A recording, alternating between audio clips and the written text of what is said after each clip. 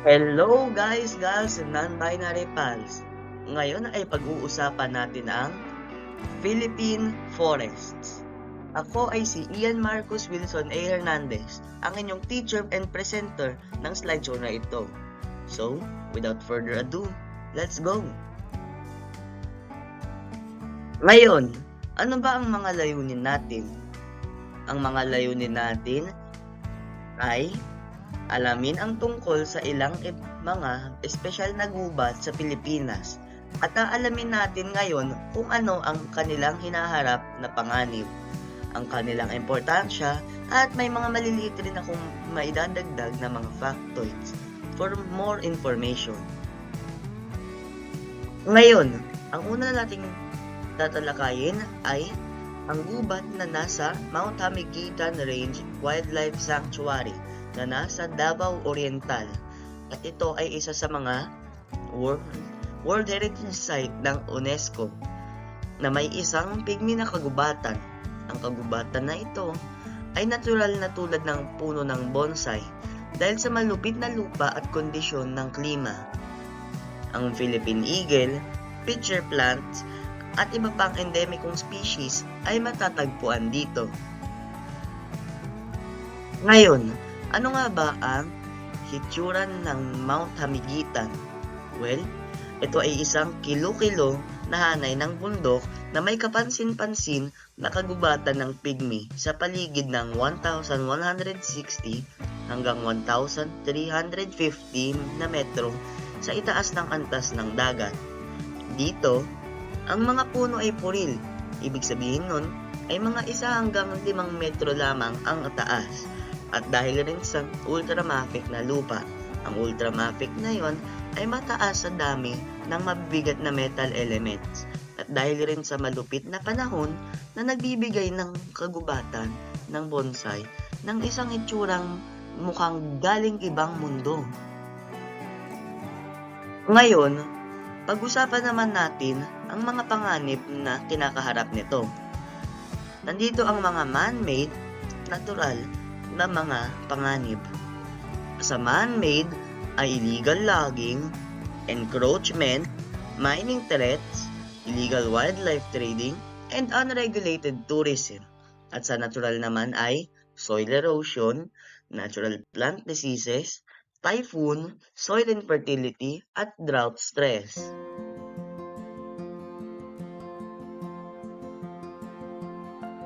Ngayon, napuan natin ang tanong na bakit ito mahalaga?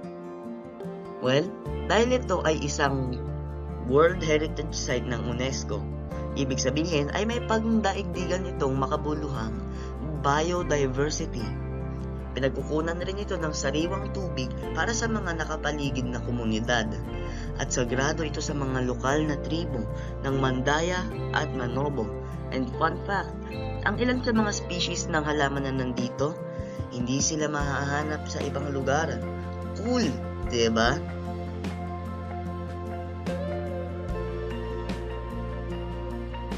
Ngayon, ang next naman natin ay ang Masungi Bioreserve, Limestone Karst Forests Reserve na kilala para sa konserbasyon, ecotourism na may nakabitin na tulay, mga kurso ng lubid at formasyon ng apog.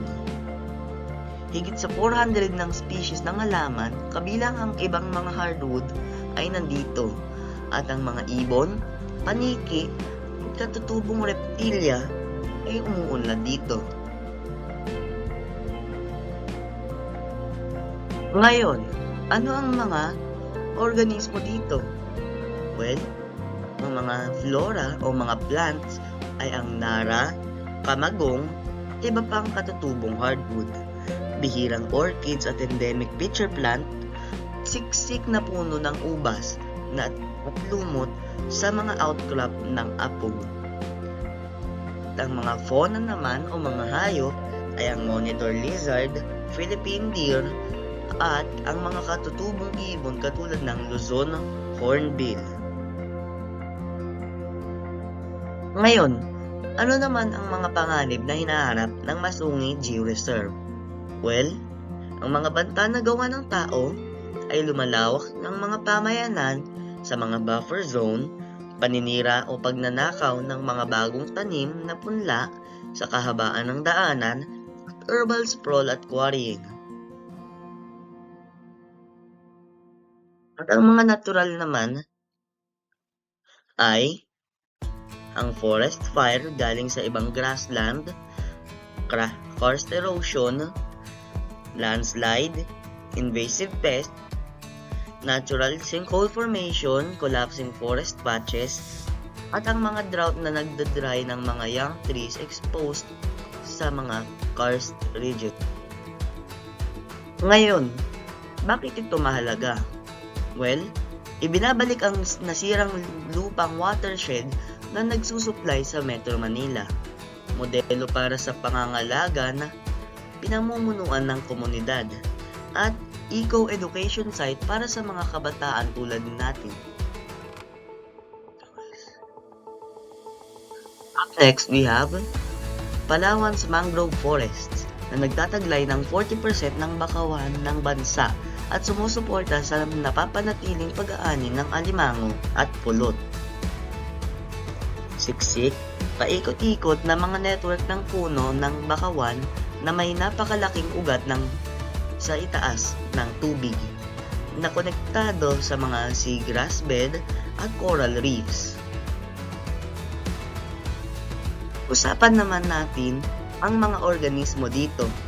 Flora, over 40 mangrove species at Naipa palm groves inland. Sa fauna ay dugong, juvenile fish, mud skipper, saltwater crocodiles at estuarine birds. Ngayon, ano nga ba ang mga panganib sa Palawan's mangrove forests? Gawa ng tao, pagunlad ng baybayin at pagsasaka ng hipon, illegal na pagputol para sa production ng uling, polusyon mula sa kalapit na mga pamayanan ng tao, at para sa natural ay storm surges, ang matinding bagyo, panghimasok ng tubig alat, ang pagbago ng antas ng dagat at ang mga pattern ng pagtaas ng tubig ay maaring baguhin ang kaasinan ng labis para sa ilang mga species. Natural na pagkakamatay. Ang ilan sa mga patch ng bakawan ay natural na mamamatay dahil sa mga pagbabago ng sedimentasyon o daloy ng ilog. Ngayon, bakit ito mahalaga? Well, natural coastal shield against storm surges and erosion.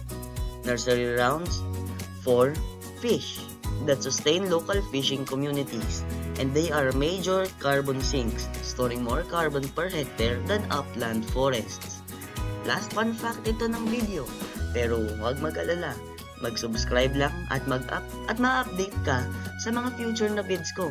Pero anyways, ang ilan sa mga mangrove trees dito ay mabubuhay ng pataas ng 100 years.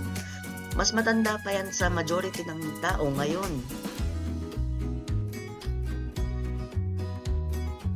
That is all, folks. And remember, to nurture nature is to secure the future. Thanks for listening and goodbye for now.